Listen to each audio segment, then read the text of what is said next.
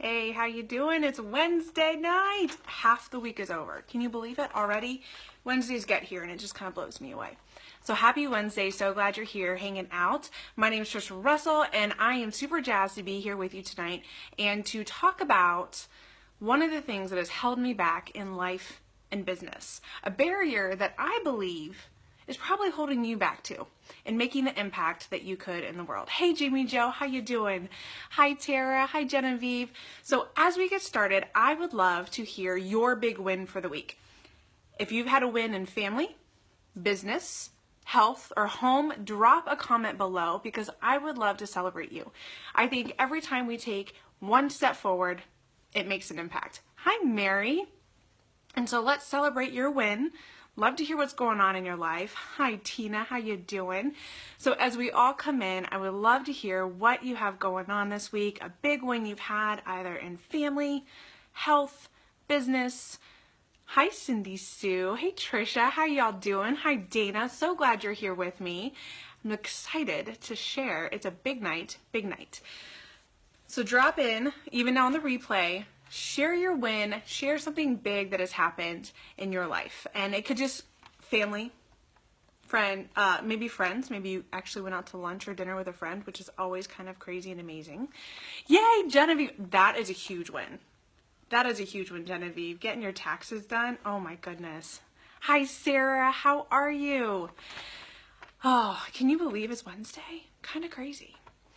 So what's happening tonight? Hi, Katya. How you doing?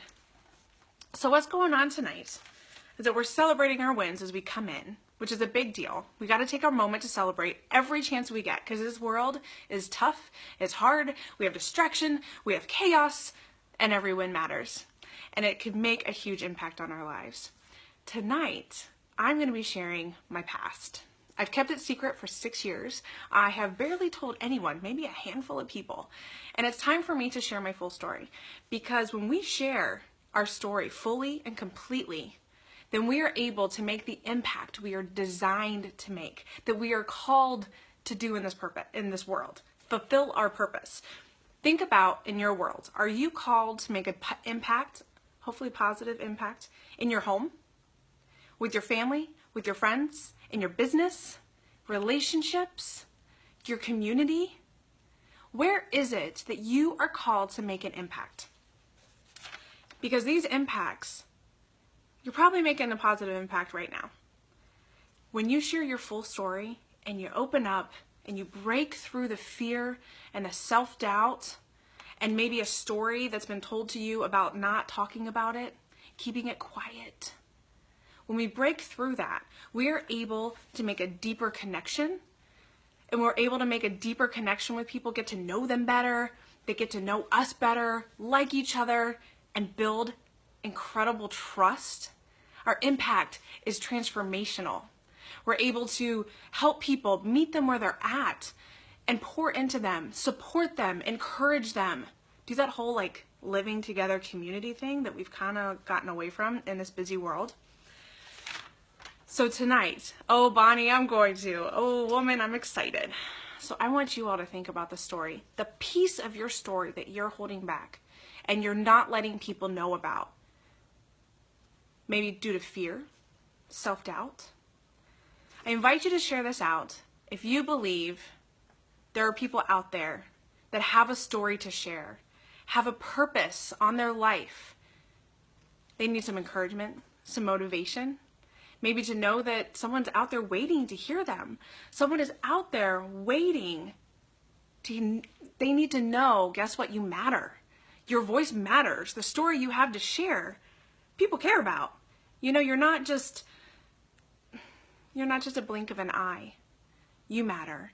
Thank you so much for sharing. I really appreciate it. And the hearts, oh my gosh, y'all, I'm feeling the love, which is great because I have a lot of butterflies going on, but I'm moving them all in the same direction. Because tonight is nervous. I have only told a handful of people this, and this is the one piece of my story I haven't shared, and it's time to finally share it, get it out there. And I can't wait to tell you because it came with one question, and it has totally transformed things. So, some of our barriers to sharing are fear, self-doubt, and insecurity. I hear you, I get it, I'm with you completely. So, My story, this piece, was lost to me. I had actually completely forgotten about it. I didn't think it mattered. I didn't understand that it actually was significant and that anyone needed to know about it. I've been in business for over a year. I've been able to get over 100 women results quickly and efficiently. I've gone into different industries and been able to make an impact because of this, and I thought it didn't matter. I thought this didn't matter anymore. I had completely forgotten about it. I just locked it away. I got out of the military, and that was that. Like, washed my hands, gone, moved on. And that was that. Moved on. Whew. And you know what? It took one of my mentors flying into my town to shake me. Not physically, but to shake me. Like, throw things off a little bit. And she asked one question. One question, y'all, that changed everything for me. It broke through it's not a lie, but it was a rule that was not relevant anymore. There was a truth that didn't apply to my situation anymore, but I was still living like it did. And I was also living in fear. You put those two things together, and no wonder I locked it away and only told a handful of people. When my clients, or when I worked in some other industries, they would ask me, wow, how did you learn this kind of stuff? This is great. Or where did you get this training? Or how did you do this? I would say, oh, I went to college, which I did, which is great. Or I would say, oh, I've done leadership stuff. And they're like, okay, great. Is that it? And I'm like, yeah, that's it. I just completely bypassed and kind of forgot what I used to do. I just locked it away. Who wants to hear that question that changed my world? It's changed everything for me. Because since she asked that question, y'all, it was only 17 days ago. 17 days ago, that is it. And now I have seen a whole vision for my life, for my family, for a way for us to serve and give back in a huge, impactful way. So I'm going to ask you, before I share, what are you holding back? What are you holding back from those around you? Maybe it's not coming live like this. Maybe it's in your community, in your church, in your family, in your friendships, and pouring into other people. Who here is holding something back? I want you to think about that. I want you to think about what you're holding back, because there's somebody out there waiting to hear it, and they need to know it. I want you to drop a 1. I'm asking you to be brave, so a lot of you have already done this, but if you haven't, I'm asking you, if there's a part of your past that you are keeping locked away, part of your story, drop a 1 that you just either think is irrelevant, not important, maybe you're scared to share it, maybe you think that no one will care, or people have told you not to share it. That happens. People tell you that you're going to hurt others, that you're going to make a fool of yourself, that it doesn't matter. That happens. When we share our full story, we get to know people, they trust us, we get to move in their life, speak into it, encourage them, pour into them. Okay, I got people that, all right, I'm not alone then. I'm not alone then, which is always a good feeling. And our impact is transformational when people get to know us at a soul level and get to know us inside. I have shared with 2 people since Danelle hit me upside my head. With 2 people I've shared, and they're like, oh, now it makes sense. Oh, now I get it. Okay, that's amazing. And now you're about to find out. I didn't think it was a big deal. I didn't think it mattered at all. I really didn't. I was shocked. I'm going to tell you how it went down. I'm going to take you back to my van, a town and country. Thank you so much for y'all being here and sharing in this, because the butterflies are all in the same direction. It's a thing. Woo-woo. It's exciting. It's exciting. And I love that you're here sharing with me. So thank you.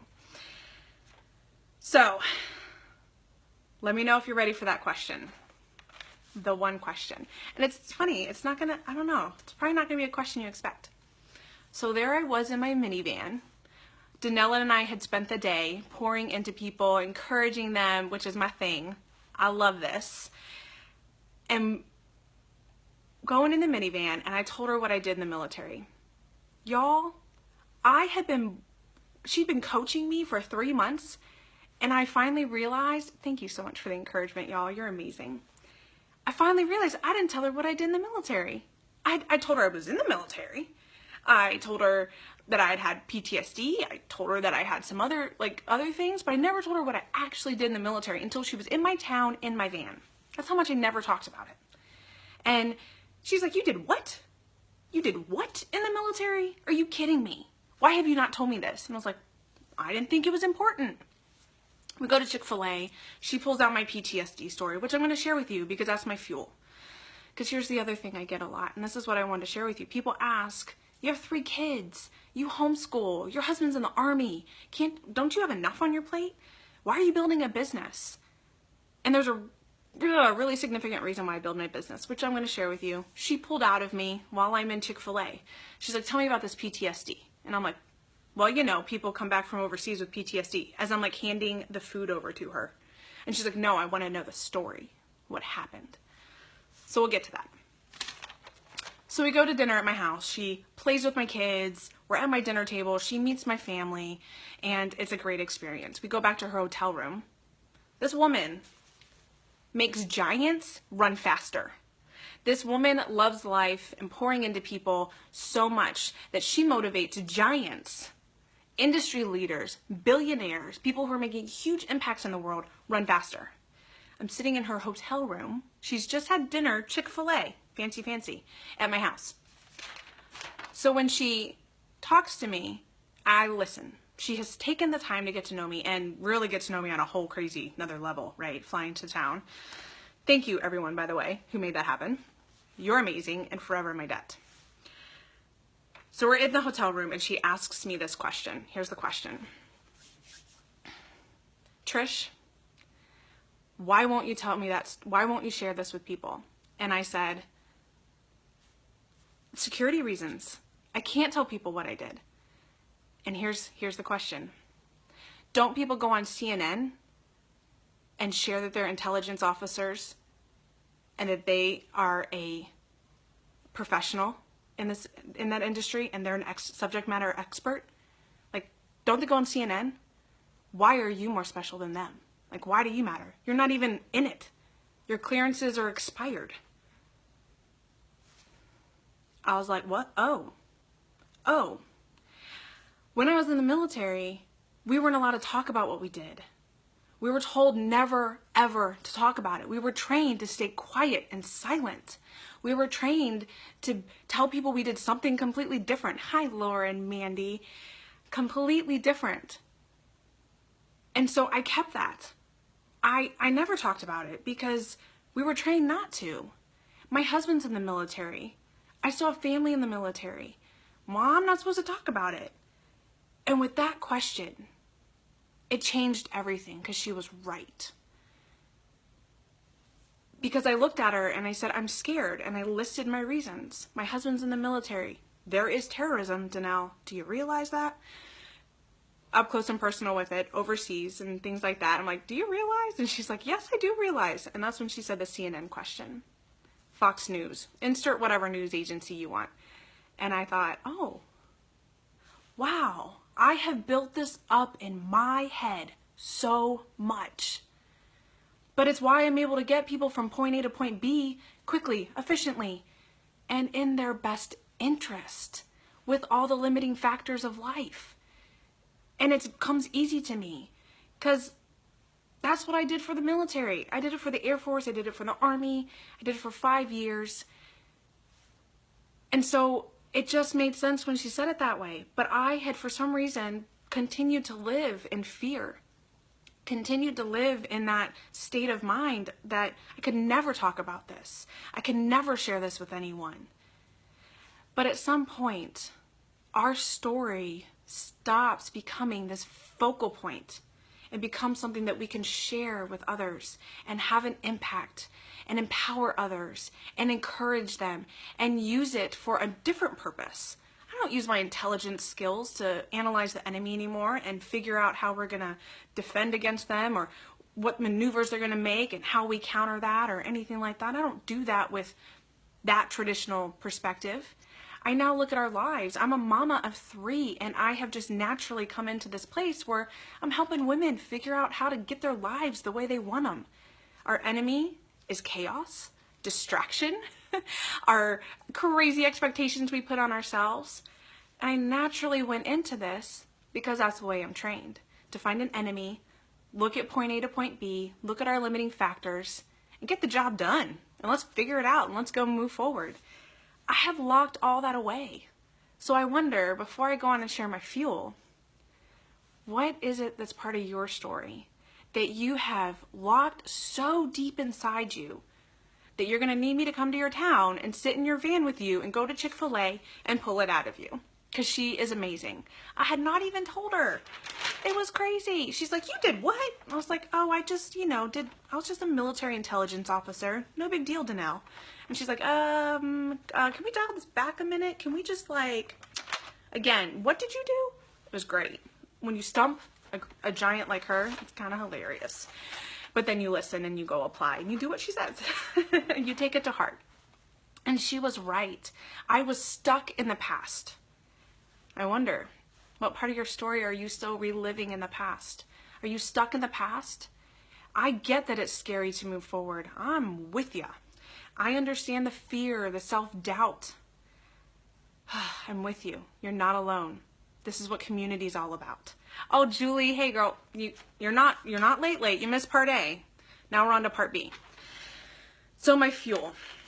So the first part is military intelligence officer, 5 years, loved it. It was amazing. And here's the piece that my fuel, my big fuel of why I do what I do and why I rest when I need to, but I'm driven to make an impact and do all that I'm called to do and to serve in great big ways, and why I never give up and I keep moving forward and I pour into other people and I want them to move forward, and why I love fiercely and I'm always working to be a better version of myself. So I told you I was a military intelligence officer. I was in the Air Force. I was plucked out of the Air Force in 2008 and sent to go be with the Army.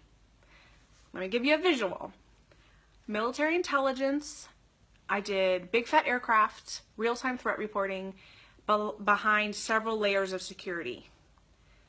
And now I got plucked out to go be with the Army, boots on ground, very hands-on situation.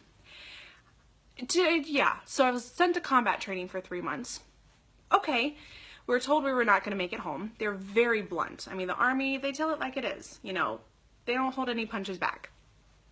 So I'm this intel gal thrown into the Army, because that's what we did. A lot of different branches would support the Army, especially in Afghanistan, a lot of boots on ground. So went to the Army with the Army to Afghanistan. They didn't know where I was going to go because, one, I was female, and intelligence. They're like, I don't know where we're going to send you. We're going to put you somewhere though, because we need a body to fill a spot. And I'm like, great, tell me where to go. I was a sharpshooter, so I wasn't too concerned about that. I had adapted, become an Army gal. But they weren't sure what they were going to do with me, because the way we filled slots, the guy I was supposed to replace was at an all-male base. So they're like, we don't know. We're going to plop you in Afghanistan and we'll figure it out from there. Not scary at all. Not unnerving. None of that. I'm being sarcastic, by the way. So there I was in Afghanistan, got plopped into Kandahar, which is southern Afghanistan, Christmas, December 2008. And at that point, I still didn't know what I was going to do. The intel shop for the Army was full. They didn't need anyone. And so they took me, and I worked on the ops floor for the Army, downrange in Kandahar. Let me just a little bit, I know, right? Liz, totally like the military. And luckily, I was too gung-ho to even realize what was happening. So here's my job. I worked with our guys downrange when they went on missions, and if something bad happened, my job was to talk to the guys in the north and let them know, hey guys, this is what's happening to our team. And it was a bunch of teams. And then I had to run across the courtyard and do a super secret squirrel, no, not married, Brandy, single. Super secret squirrel knock with the coalition, the Brits, the Aussies, the Canadians, and beg for resources because we didn't have them. We had trucks, fuel, computers, and guns, and ammo. And that's what we had. And so knock in, super secret squirrel, hey guys, we got blown up. Can you come help us out? That's what we did. It was insane. And then I was talking downrange with the guys who gotten blown up. Air Force intelligence gal. Are you kidding me? Like what? What happens? War is weird. Combat is weird. So luckily I had a sergeant first class Army guy who we worked the desk together. But as the officer, I was in charge of all the communication. What fuels me is we lost guys. And I was on the phone talking to people, trying to get them support. I was on the phone with the guys up north saying, hey, back off. We're trying. We're getting them as best we can. It was a different war back then. We didn't have that kind of support. It was a coalition operated airspace, area of operation. We didn't have aircraft. We didn't have those things. We had trucks and guns and fuel and ammo and computers. That's what we had. It was very different. So it was hard to communicate that with the North, who were more robust. And that changed about the time I left. But anyway, that was difficult. Talking to these people, having to coordinate between the Aussies and the Brits. Luckily, I had a British Marine as my boss. He was amazing. He was like a dad. And we worked on stuff together. We also worked on a big mission. And this is the piece. So I painted you the picture. And so I was the point person for a huge operation that we had right before we were all leaving. And I worked with the North because we had a team from the North come in. I worked with our guys now over in Helmand. We had a team where I was at in Kandahar that was our commander's security team. Got to know those guys, and more than some of the other teams because they were based at Kandahar. And I was a point person for logistics and all the details. Again, intelligence officer running ops. Crazy town for the Army. I mean, like not even the same branch. But they're amazing. They worked with me, trained me up. But I was put in an experience. Normally, an intelligence officer, you get reports later. You get reports of an upcoming threat or something that has happened. You're not in the thick of it in real-time conversations of, hey, guess what? No, they did get blown up. I'm sorry. You're going to need to wait a minute while we go recover them. So that's as much detail as I'll ever get, I promise, because there's just things that don't need to be shared. So this mission, this huge mission, we finally, man, it was months and months. We'd finally gotten support. We'd worked with these contractors. We got air support that we didn't have before. We were working with some machinery we hadn't gotten before. It was we were like, yes, this is great. This is what it's supposed to be like. We're going to be good. We had 3 teams. We had our Afghan army. We had our security team going with the commander. We had the guys from the North that were going to be taking over part of the mission. Great things, y'all. This was awesome. Like when you get all the ducks in a row, it's amazing. And I was a point person for coordinating the logistics. And I really wanted to go on this mission. I had been on transport missions before, outside the wire, and I really wanted to go on this one. This one had been like heart and soul in it, you know, like really, really in it. My family back home asked me not to. 2 or 3 weeks out from coming home, they said, please don't go. And I said, oh man, are you sure? Like, I really want to go. We've worked really hard. I want to see them set up. This is amazing. I didn't go because they asked me not to go. My British Marine, he didn't go because, again, he was 2 weeks out from going home. And the exec who, him and I would like work on stuff together, same thing. And I was like, all right. So I didn't feel like too much of a schmuck until that day we got a 9-line. 9-line is bad things. So we got a 9-line in. We're taking in the report. And the thought crosses my mind, the way the reporting came in, we both said it. We'd already lost too many people at this point. And I was like, thank God it's not us. That is horrible, by the way. But when you're in combat, in a war zone, I can't tell you, it's just weird things happen. You're just thankful you don't have to go bury your guys again. And I was like, okay, whew, all right, let's get this taken care of. And I was in communication with the North, communication with downrange, and that was my responsibility. And I was like, all right, the North is going to want to know what's happened. I need to know what happened to their guys. So I'm pushing and I'm pushing, and so we get the information back, and because it's sent over open source, it was coded. And so the exec and I are decoding the message. And we look at each other, and as we're decoding, we realize it's our team that won't be coming home. It's our team that got hit. And that is the reason I am so passionate about living every day in my full potential. And I'm obsessed with pouring my heart and soul into people. It's a mission we were supposed to be on. By the grace of God, we weren't on it. And I don't know what would have happened. I know that my life would have forever been changed. I don't know what parts of me would have come back because I don't know what it's like to witness. As much as I was in it, I was still very sheltered. I never took fire. My transport missions, I was very fortunate. We came home. But I was still in the middle of it. And that was part of it that just was really hard to process when I came home. And that is why I'm passionate. I know how precious life is. I have felt it up close and personal. And I refuse to dishonor my life with less than. And so, yes, I'm a little bit crazy. I'm pretty passionate and I push forward. And a lot of times people think that my babies are what fuels me. And my babies, of course, are what fuel me. But I have a fuel that started before, and they reignite it. Julie, survivor's guilt? Yes. You can't not have survivor's guilt after that. And that was just one of the stories, but that's the one that just kind of tipped it all over the edge. And so our life is so valuable, and I want to help and serve each person that I can. And that is why when I got out of the military and I became a wife in the middle of nowhere, I continued to work hard to find my purpose, what I could do after the military. Because I loved what I did. I believe in serving our country and protecting those around us and doing all that you can. And I just wasn't quite sure what to do, and I've been pushing and pushing, and I found my niche a year ago. But I'm just now sharing the pieces that apparently I was supposed to share, but it's taken time.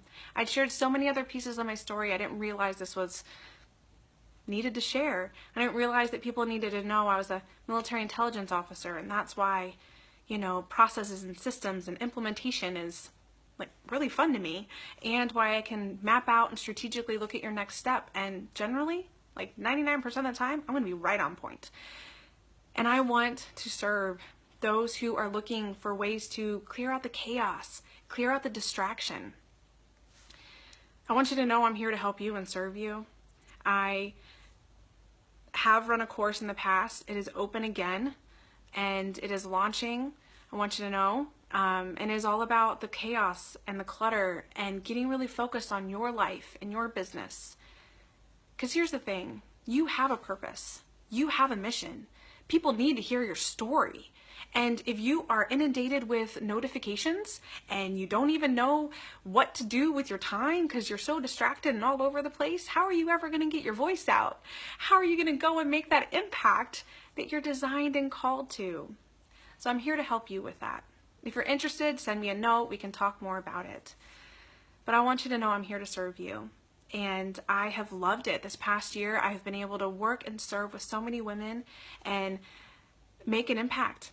And I love it. It's a blessing, and I'm humbled by it. And there's things I've been able to do before that in different industries, and I've really enjoyed it. And it all has led to this. 6 years later, I'm finally sharing. Can you believe it? 6 years later. It's crazy, right? So I want you to know that if you are scared to share your story, I understand. Keep working on it. Keep pushing forward, and you will find a way to share it. And it'll be the right time to share it. And you will make an impact, and you will bless someone and help them. Because here's the thing. We need to know we're not alone. Community is life-changing. Community will take you from where you're at to where you want to go. And if I can be part of that, I would love to be part of it. So send me a note if you want to hear more. If you're on the replay, thank you so much for spending time here. I've really appreciated it, and I'm looking forward to helping you with your next right step, helping you unlock your intelligence. And yeah, that's the full story. I hope you have a good night. Thanks for being here.